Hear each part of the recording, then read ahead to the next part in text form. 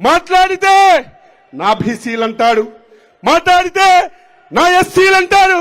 ఈ రోజు మంగళగిరి వేదిక ద్వారా ఈ రాష్ట్రంలో ఉన్నటువంటి బలహీన వర్గాలకి ఒక ప్రశ్న వేస్తున్నాను. ఈ 5 సంవత్సరాల్లో బలహీన వర్గాలకి ఒక్కటంటే ఒక్కటి మేలు చేసిన కార్యక్రమం చెప్పమని చెప్పి కోరుతున్నాను.